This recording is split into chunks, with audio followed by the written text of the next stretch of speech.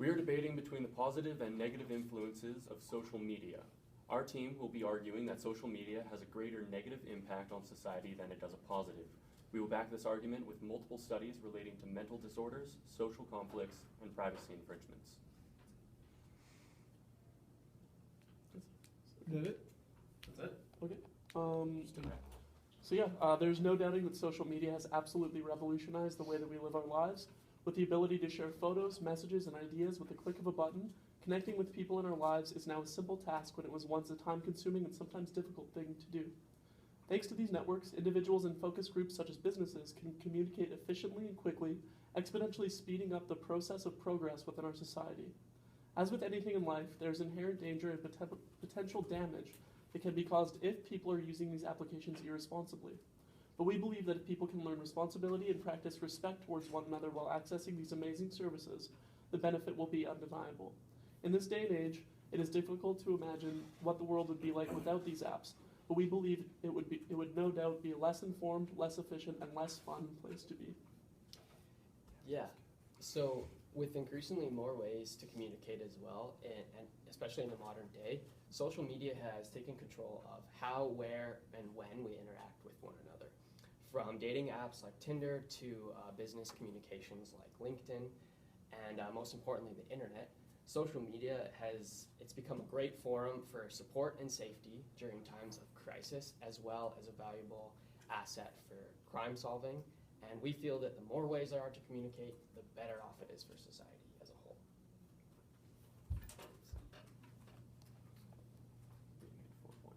Yep.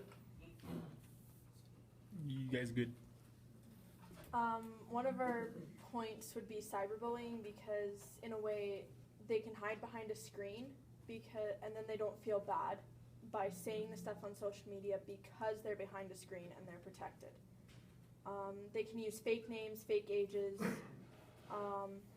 There's actually a study that was done in 2015 that says 23% of teens have been reported or have reported being bullied online.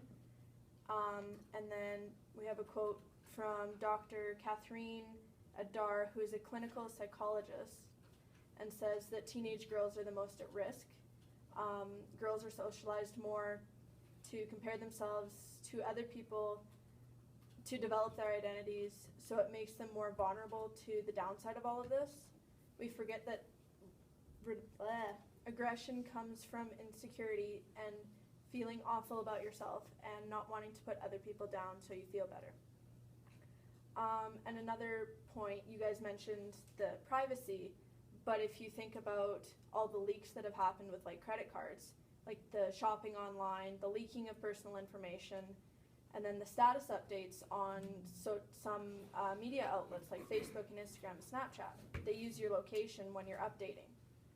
And the privacy also has an effect on like the younger people that use it. They could expose them to online predators or just all stuff that's really, really bad for them. The use of social media has been proven to be linked to the development of mental disorders and social struggles. A study done by the American Journal of Preventative Medicine states that young adults with high social media usage feel more socially isolated than their counterparts with lower social media usage. This study was concluded in July of 2017, so very recent. Dr. Hanna Krasnova from the University of Potsdam, along with her colleagues from the Technical University of Darmstadt, both in Germany, released a study in 2013 concluding that the use of Facebook leads to envious traits and narcissistic behaviors, which ultimately undermine users' life satisfaction. And finally, the Status of Mind report done by the Royal Society for Public Health states that social media leads to factors including but not limited to anxiety and depression, lack of sleep and therefore lower productivity, and low self-esteem. Cool. I'll move on to our arguments. Yeah, so to start off our arguments, I wanted to talk about socialization within social media and what that really means. So according to, there's an Atlantic Journal research article, it was done by Zeynep Tufekci, and it talks about just family and emotional support and communication. So social networks involving family, friends, acquaintances, they have been linked to the availability and accessibility of resources. And according to the journal study, this is basically what's called, it's basically what's called social, they're referred to as social capital. That's the word I'm looking for. So it's strong and diversified social networks can actually have positive effects at both the individual and community levels, and it increases levels of self-esteem, overall life satisfaction, enhancing health outcomes, improving employment prospects, and increasing overall commitment to the community. And that's part of the research that they found. Okay, I'm just going to talk a little bit about how social media is creating jobs and opportunities that didn't previously exist. So social media is used by people every day, but what about the individuals taking jobs in this industry? Not only is computer science one of the fastest growing career fields in our world today, but the potential employees of these occupations have much better odds at cultivating a happy, healthy lifestyle, working a stable job that they know is meaningful and making an overall positive impact on society. According to a recent study by the Bureau of Labor Statistics, computer scientists, also known as the people working to develop the social media apps that we use every day, face very favorable odds in the job market. With an average starting salary of $61,000 and virtually no shortage of jobs in their chosen field, computer scientists also report a high satisfaction rate and low stress as a result of their careers. Compare this to graduates with degrees in arts and history, like us, who are facing a median income of $30,000 per year and an unemployment rate of 12%, which is well above the national average of 5%. You can see the positive impact that the emergence of social media within our society has caused. It's crazy to think that these individuals face such amazing benefits right out of the gate, but what is even more crazy to think on is that the fact that 30 years ago, none of these jobs even existed. Yeah, which is great. So as a second argument, I wanted to talk about the empathy that we kind of gain from all the social media in the world. So let me just explain a little bit what this means. So by empathy, I mean one individual caring or reacting to like observed experiences of another. So let's say like 70 years ago, someone today would have to be super proactive in trying to learn about the news events of the day.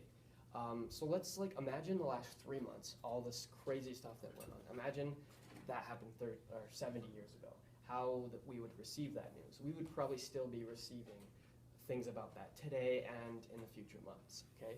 Today, we basically have no choice to hear about the good and the bad about the news.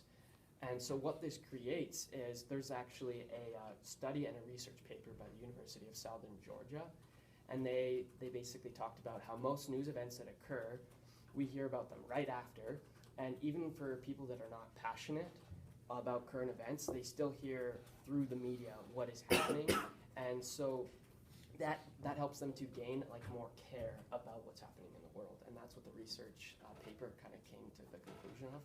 And so basically over time, the kids that grow up with social media, as the norm, they start to become adults and realize how much care that they need to put into the world. Yeah, so not only is social media bringing us together as communities within our societies, but it's also driving forward innovation within the products that we consume and enjoy. So ever since the dawn of the internet in the 80s, businesses have been striving to improve their products, quality, and services through social media. Thankfully, the applications that we have become so used to in our daily lives are an amazing...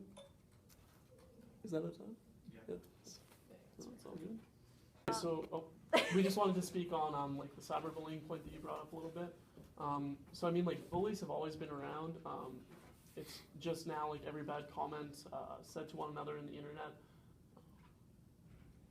So like, yeah. No, it's okay. I'll just basically like every comment, all the comments that are given like on the internet, a lot of people can like see them, which means it's more present. Whereas like 70 years ago, if a bad comment was said to a person, not everyone is able to kind of see that. Whereas with social media, that happens all over. And I just wanted to speak really quick on just like how bullies. There's actually a lot of social media sites, especially there's like a social media article that's actually done by Vera M. Reed, and it's like a research article. She said a lot of sites today are actually built to combat bullying, which is actually great because then it actually helps kids on social media to combat it. So they're helped to prevent like report blocking or block and mute buttons on Twitter, privacy settings, school have more punishments for bullying, just stuff like that. While there may be more sites trying to combat cyberbullying. At the same time, there is still so much anonymity on social media, and it's just giving them an outlet to express themselves as in forms of rage and negatively impacting individual people. And when you negatively, assault somebody, even through a computer, that affects their self-worth, their self-confidence, everything that they are, and that goes on.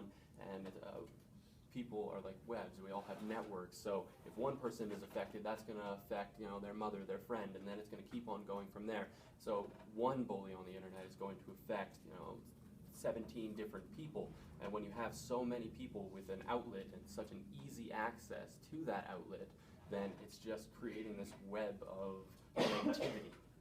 Okay, so you're completely right in that there is like an ease of access to social networks, and like bullies are definitely exploiting that. But going back to what he said about security and privacy settings, so say someone is harassing me online, they're sending me threatening emails or something like that for a piece that I've written for like a newspaper or whatever. Do you think like if I just block that person, do you think that they can still make an impact on the way that I think about myself? Absolutely. If they can't contact me. You can block somebody, but that doesn't necessarily mean that they're not going to be able to contact you. But like if we're just talking social media here, Yeah. if you So, like, completely Twitter. block them, there's no way of them getting through to you. They make a new account. If you were to block me on social media, I could go on, make an account in about 30 seconds, and continue harassing you no matter. That way, just switch your privacy settings to only friends and friends. Why not do that? Yeah, it doesn't have to be specific people within the privacy settings. You can, like on Facebook, you can say like, you can list exactly who can see what you're posting.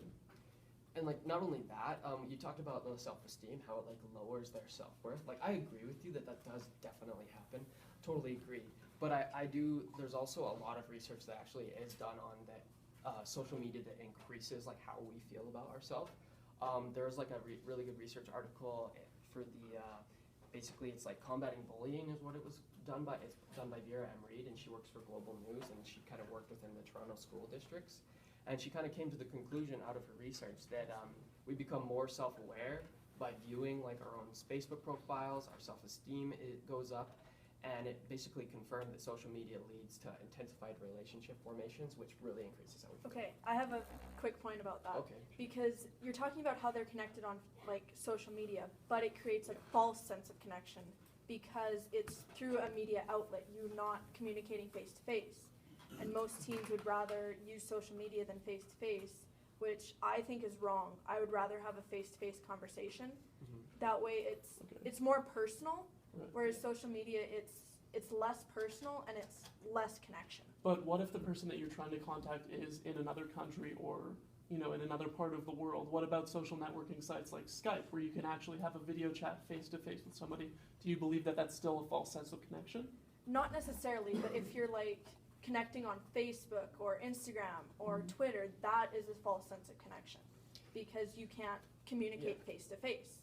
So yeah, I agree that can happen. There's a lot of things about that like a lot of things we actually are likely to say online. Actually, there's been a ton of research done that actually says that what we say online means more to like how we feel. Like for example, like if I'm in a huge group of people in real life, I'm gonna say things that are more likely to benefit the people around me and make me look better than what I actually think. In general, that's just how it goes. There was actually a really good research done by this. It was called, basically, it was news.ubc. Time's up. Okay. In closing, we believe that social media, though somewhat effective in ways of communicating, it still creates that feeling of isolation, and it can cause like health issues, and the health issues can become life-threatening, and it affects people's self-confidence in a very like critical way, and it just can create issues. And Although social media is helping to make us a more connected world and more communicative online, at the same time it is affecting our real life personalities, our real life self, and making us more isolated from society.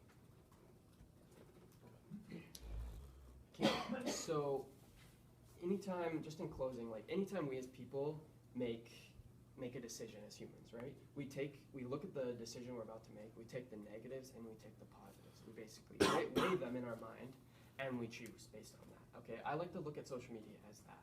There are some negatives to it, but there's way more positives that outweigh it. With things like education, business, personal social media stuff, political, news, and most importantly, like the human connection that we do have and that we can actually further expand as humans. Social media, it's only begun to grow at this point, and I think it's here to stay. I really believe that it's really at like the smallest point right now. And in 20, 30 years, it's going to grow into something that's going to just basically kind of consume us even more, if that's even possible, in a good, positive way. Yeah, so I mean, although there's been risks associated with the use of social media, we think that they can be severely reduced with proper practices. The risks that come with social media can exist that with anything that we actively interact with and consume in our life. Drink too many beers, you become an alcoholic. Smoke too much weed, and you're bound to become lazy and unmotivated. Spend too much time on Instagram, and you're bound to feel a feeling of social isolation. We believe that when you take into account the multitude of benefits that come as a result of having a more connected, informed, and innovative world, they far outweigh the potential disadvantages. In closing, we would ask you to imagine a world without any social media. No Google, no Facebook, no Instagram, no Canvas, no Tinder. Do you really think that the world would be a better place? Thanks. Great debate.